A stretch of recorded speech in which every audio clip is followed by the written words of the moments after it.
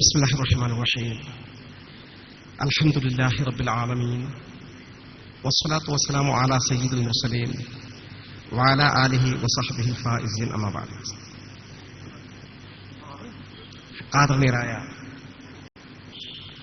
സമസ്ത കേരള ജംഇയ്യത്തുൽ ഉലമ കേന്ദ്ര മുശാവർ അംഗം ചേരക്കാട് ഉസ്താദ് അവറുകളെ, ബഹുമാന്യരായ എൻ്റെ സഹപ്രവർത്തകരെ,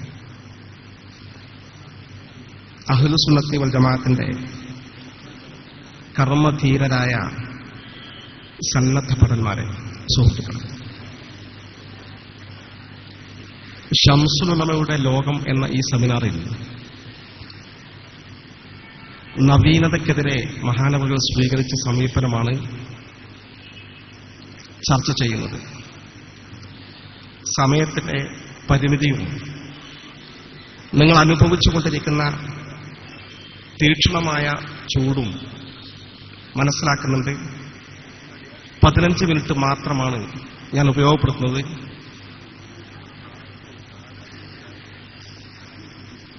മഹാനായ ശംസുൽ ഉലമ ഇ കെ ഉസ്താദ് ആദർശത്തിന്റെ നിലനിൽപ്പിന് വേണ്ടി നടത്തിയ പോരാട്ടങ്ങൾ അദ്ദേഹത്തിന്റെ ജീവിതത്തിൽ പ്രകടമായി നിൽക്കുന്ന സവിശേഷമായ ഒരു ഘടകമാണെന്ന കാര്യം നമുക്കൊക്കെ അറിയാം. കേരളത്തിലുടനീളം ചരിത്രത്തിൽ കഴിഞ്ഞുപോയ സുന്നി മുജാഹിദ് സംവാദങ്ങളിൽ ശ്രദ്ധേയമായ നേതൃത്വം കൊടുത്ത മഹാനായിരുന്നു മഹാനവറുകൾ.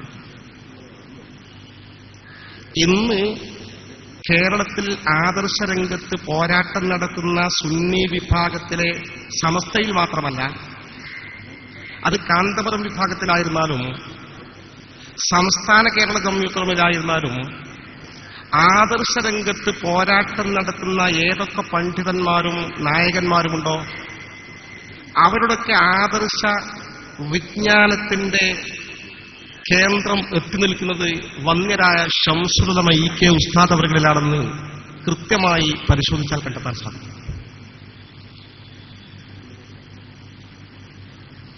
നവീനവാദം എന്ന് പറയുമ്പോൾ സുന്നത്ത് ജമാഅത്തിന് എതിരെയുള്ള വാദം മാർഗം എന്നാണ്. സുന്നത്ത് ജമാഅത്തിനെതിരെയുള്ള മാർഗം അതാണ് ബിദ്അത്ത്. എന്താണ് ബിദ്അത്ത് അല്ലെങ്കിൽ എന്താണ് നവീനവാദം?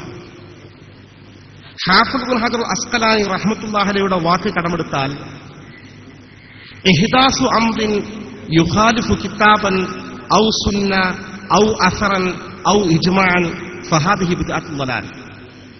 മൗലികമായ ഖുർആനിനോടോ സുന്നത്തിനോടോ അസറിനോടോ ഇജ്മാഇനോടോ എതിരായ വിധം പിൽക്കാലത്തുണ്ടാക്കുന്ന പുതിയ ചിന്തകൾ, ഇതാണ് ബിദ്അത്ത്. വഹാബി പ്രസ്ഥാനം അതിന്റെ ഭാഗമാണ്. ജമാഅത്തെ ഇസ്ലാമി അതിന്റെ ഭാഗമാണ്. തബ്ലീഗ് ജമാഅത്ത് അതിന്റെ ഭാഗമാണ്. തുടർന്നും കേരളത്തിൽ പ്രത്യക്ഷപ്പെട്ട എല്ലാ ബിദ്അഈ ചിന്തകളും പ്രകടമായി നമുക്കറിയാം. ഇത്തരം ചിന്തകളെ, ആശയങ്ങളെ, നവീനവാദങ്ങളെ അതിവിദഗ്ധമായി തന്റെ കഴിവ് കൊണ്ട്, പാണ്ഡിത്യം കൊണ്ട്, ബുദ്ധിശക്തി കൊണ്ട് അതിന്റെയൊക്കെ മുനയൊടിച്ചത് മഹാനായ ശംസുൽ ഉലമ ഇ കെ ഉസ്താദായിരുന്നു. ശംസുൽ ഉലമ നമുക്കിടയിൽ ഇപ്പോൾ ജീവിച്ചിരിപ്പില്ല. പക്ഷേ ചരിത്രപരമായി കാര്യങ്ങൾ വിശകലനം ചെയ്താൽ ഇന്ന് മുജാഹിദ് പ്രസ്ഥാനം എത്തി നിൽക്കുന്ന പ്രതിസന്ധിയുടെ അടിസ്ഥാനപരമായ ഘടകം ശംസുൽ ഉലമ ഉയർത്തിയ ചോദ്യമായിരുന്നു എന്ന് ചരിത്ര വിദ്യാർത്ഥികൾ കണ്ടെത്താൻ സാധിക്കും. 1983 കൊട്ടപ്പുറം സുന്നി മുജാഹിദ് സംവാദം അരങ്ങേറുകയുണ്ടായി. കൊട്ടപ്പുറം സംവാദത്തിൽ സുന്നി പക്ഷത്തെ നയിച്ചിരുന്നത് അഭിമന്യനായ മർഹൂം നാട്ടിക മൂസ മുസ്ലിയാർ അവറുകളും കാന്തപുരം AP അബൂബക്കർ മുസ്ലിയാരുമായിരുന്നു. അന്ന് അദ്ദേഹം സമസ്തയുടെ ഭാഗമായിരുന്നു. ആ വിഷയം കൈകാര്യം ചെയ്യേണ്ടത് എങ്ങനെ എന്ന് കൃത്യമായ ഗൈഡൻസ് നൽകിയത്, അവിടെ ചോദിക്കേണ്ട അടിസ്ഥാനപരമായ ചോദ്യം എങ്ങനെ ചോദിക്കണം, എവിടെ ഉറച്ചു നിൽക്കണമെന്ന് കൃത്യമായ മാർഗദർശനം നൽകിയത് അതൊരു മണിക്കൂർ കൊണ്ടല്ല, ഒരു ദിവസം കൊണ്ടല്ല, ഒരു 2 ദിവസം കൊണ്ടല്ല, ദിവസങ്ങളോളം നന്ദി ദാറുസ്സലാമിൽ ശംസുൽ ഉലമയുടെ അടുക്കൽ ക്യാമ്പ് ചെയ്തുകൊണ്ട് പഠിച്ചെടുത്ത ആശയം അതേപടി തന്റെ വാഗ്വിലാസം കൊണ്ട് കാന്തപുരം കൊട്ടപ്പുറത്ത് അവതരിപ്പിക്കുകയായിരുന്നുവെന്ന് ഇന്നും ജീവിച്ചിരിക്കുന്ന ദൃക്സാക്ഷികൾക്കറിയാം. അന്നവിടെ ഉന്നയിച്ച ഒരു ചോദ്യം, എന്താണ് ശിർക്കിന്റെ നിർവചനം, എന്താണ് തൗഹീദ്, എന്താണ് ഇബാദത്ത്? ഈ ചോദ്യത്തിന് സംവാദം തീരുന്നതുവരെ കൃത്യമായ മറുപടി പറയാൻ മുജാഹിദ് പ്രസ്ഥാനത്തെ നയിച്ചിരുന്ന AP അബ്ദുൽ ഖാദർ മൗലവിക്ക് സാധിച്ചില്ല.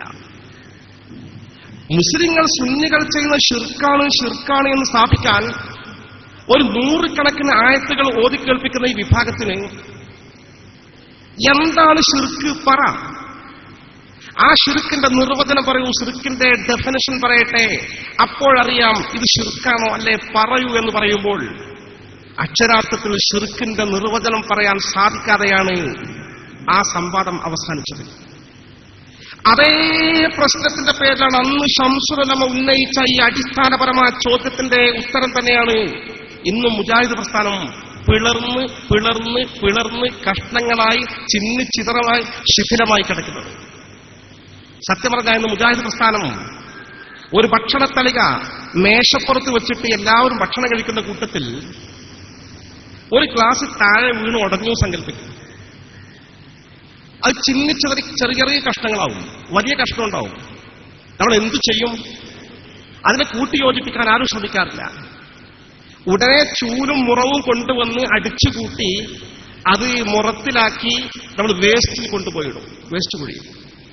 കേരളത്തിലെ മുജാഹിദ് പ്രസ്ഥാനം അക്ഷരാർത്ഥത്തിൽ ഇന്ന് വേസ്റ്റ് കുഴിയിലിടേണ്ട വിധം ഇത്രമാത്രം ചിന്നഭായിൽ കിടക്കുന്നതിൽ അടിസ്ഥാനപരമായ പ്രശ്നം എന്താണ് ഷിർക്ക്, എന്താണ് ഇബാദത്ത്, അന്ന് ശംസുൽ ഉലമ ചോദിച്ച ചോദ്യമാണ്. ആ ചോദ്യത്തിന് മറുപടി നൽകുമ്പോഴാണ് അവർ പിളരുന്നത്. ജിന്നും പിശാച്ചും മലക്കും അവർ നൽകുന്ന സഹായം അഭൗതികമാണോ അല്ലേ? ആണെന്നൊരു വിഭാഗം, അപ്പൊ ഷിർക്കിന്റെ നിർവചനം മാറും. അല്ലെന്ന് മറ്റൊരു വിഭാഗം, അപ്പൊ ഷിർക്കിന്റെ നിർവചനം വീണ്ടും മാറും.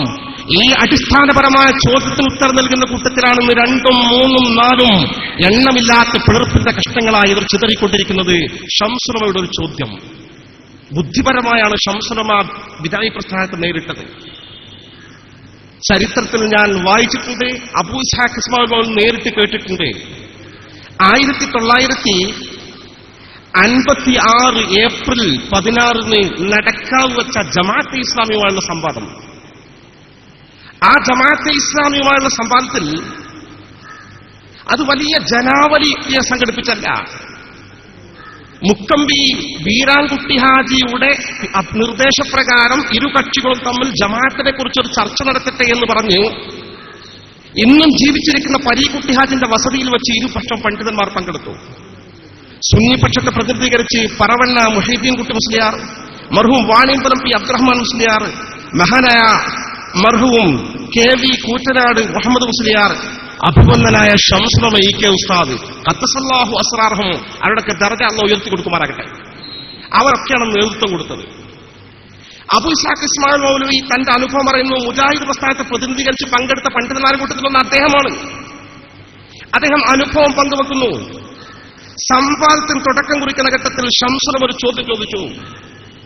നിങ്ങൾ ജമാഅത്തെ ഇസ്ലാമി ആ പാർട്ടിയിൽ ഒരാൾ മെമ്പറായി ചേരുമ്പോൾ കലിമത്തു ഷഹാദത്ത് ഉച്ചരിക്കണം എന്ന് പറയുന്നുണ്ടല്ലോ, ഇതൊരു കാഫിറായ മനുഷ്യൻ ദീനിൽ ചേരുമ്പോഴുള്ള കലിമയാണോ, ഷഹാദത്ത് കലിമയാണോ, അതല്ലെങ്കിൽ ഒരു മുസ്ലിം കലിമ പുതുക്കുന്ന കലിമയാണോ? എന്താണ് അതിന്റെ ഉത്തരം?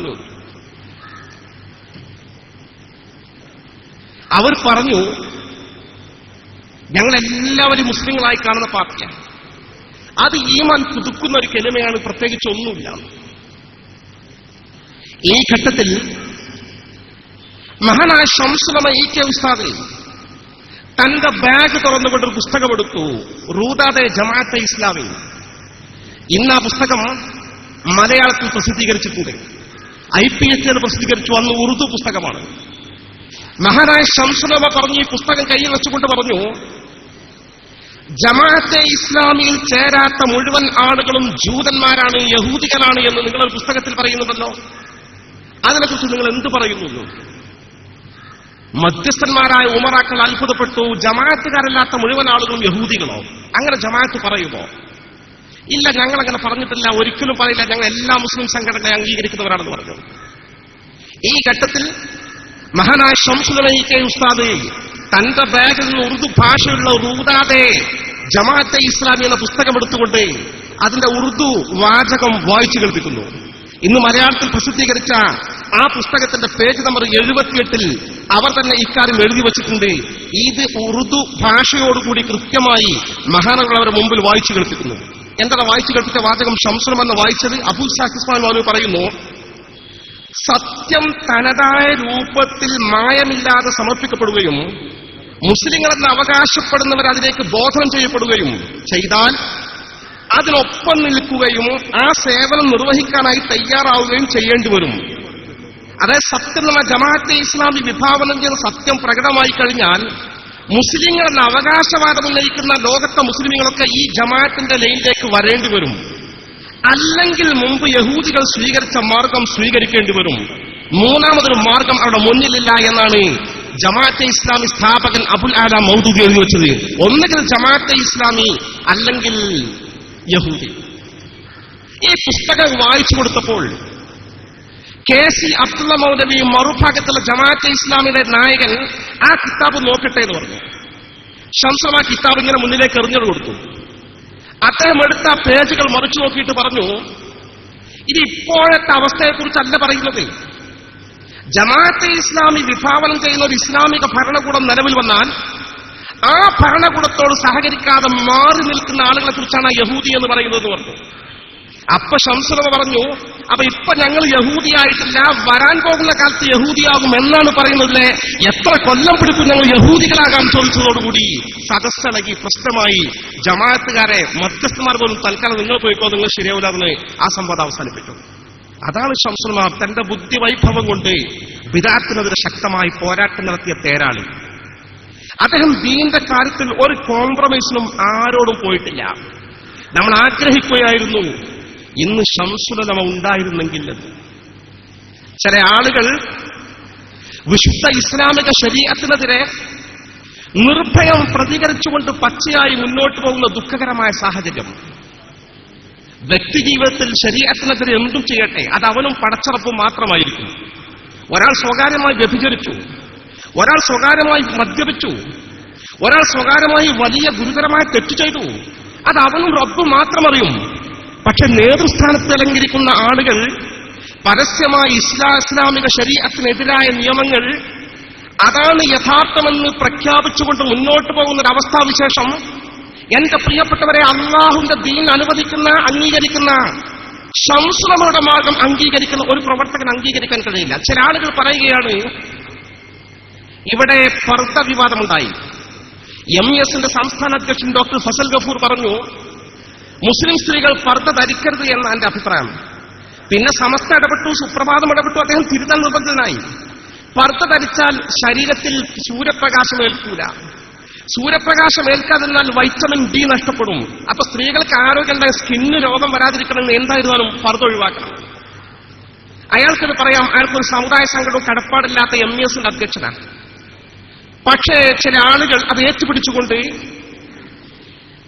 പർദ്ദയോട് വ്യക്തിപരമായി ഞാനും യോജിക്കുന്നില്ല എന്ന് മാത്രമല്ല, MSFൽ പർദ്ദ അടിച്ചേൽപ്പിക്കാൻ ആരെങ്കിലും ശ്രമിക്കുകയാണെങ്കിൽ അവരെ നേരിടുമെന്ന് പറഞ്ഞുകൊണ്ട് ഒരു നേതൃസ്ഥാനം അലങ്കരിക്കുന്ന ചില ആളുകൾ പ്രസ്താവനയുമായി അതിന് പച്ചക്കൊടി കാണിച്ചുകൊണ്ട് രംഗത്ത് വരുന്നു.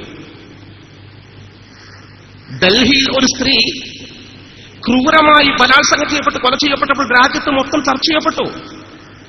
ആ ചർച്ചയുടെ പശ്ചാത്തലത്തിൽ കോഴിക്കോട് നടന്ന ഓഡിറ്റോറിയത്തിൽ MES സംസ്ഥാന കമ്മിറ്റി സംഘടിപ്പിച്ച സെമിനാറിൽ പങ്കെടുത്തുകൊണ്ട് പ്രസംഗിക്കുകയാണ്. പെൺകുട്ടികൾ നമ്മുടെ രാജ്യത്ത് ബലാത്സംഗം ചെയ്യപ്പെടാൻ കാരണം സ്ത്രീകൾക്ക് സ്വാതന്ത്ര്യം കൊടുക്കാത്തതാണ് പ്രശ്നം. പാശ്ചാത്യ രാജ്യങ്ങളിൽ മുസ്ലിം സ്ത്രീകൾ അല്ലെങ്കിൽ മറ്റ് സ്ത്രീകൾ ബലാത്സംഗം ചെയ്യപ്പെടുന്നില്ലല്ലോ, കാരണം അവിടെ ഫ്രീഡമാണ്, സ്വാതന്ത്ര്യമാണ്. ഇവിടെ സ്ത്രീകൾക്ക് നമ്മൾ നിയന്ത്രണം ഏർപ്പെടുത്തിയിരിക്കുകയാണ്.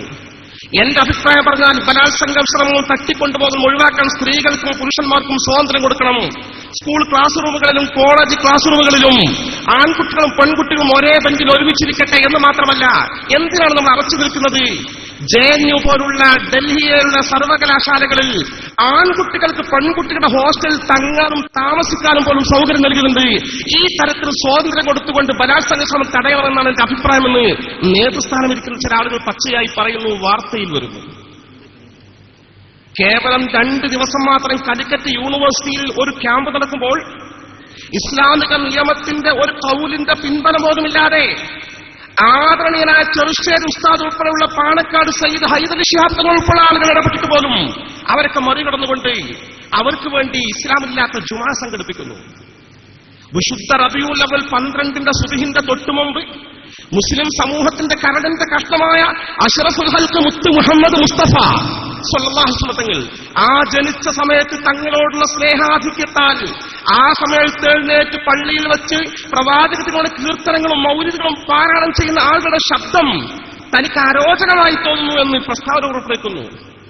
ഇത്തരം അഭിനവ ശരീഅത്ത് വിരോധികളെ ഈ പ്രവർത്തനങ്ങളുമായി മുന്നോട്ട് പോകുന്ന സാഹചര്യത്തിൽ അത്തരം ആളുകളെ നിലക്ക് നിർത്തേണ്ട സമയത്ത് നിലക്ക് നിർത്താൻ സുന്നി മക്കൾക്ക് സാധിക്കുമെന്ന് ഈ ഘട്ടത്തിൽ പറയാൻ ആഗ്രഹിക്കുകയാണ്. അത്തരം ആളുകൾ കോംപ്രമൈസ് ഇല്ല. അത്തരം ആളുകൾ ഏത് സംഘടനയുടെ നേതൃസ്ഥാനത്ത് അലങ്കരിക്കുകയാണെങ്കിലും അത്തരം ആളുകളെ മുന്നോട്ട് പോകാൻ ശംസുലമയുടെ മക്കൾ അനുവദിക്കുന്നില്ല എന്ന് സാന്ദർഭികമായി ഈ ഘട്ടത്തിൽ ഞാൻ അനുസ്മരിച്ചുകൊണ്ട് ഞാൻ എന്റെ വാക്കുകൾക്ക് വരാൻ കൊടുക്കുന്നു. സത്യം അല്ലാഹു വിജയിപ്പിക്കുമാറാകട്ടെ. സ്വല്ലല്ലാഹു അലാ മുഹമ്മദിൻ വആലിഹി വസഹ്ബിഹി അജ്മഈൻ വൽഹംദുലില്ലാഹി റബ്ബിൽ ആലമീൻ. അസ്സലാമു അലൈക്കും.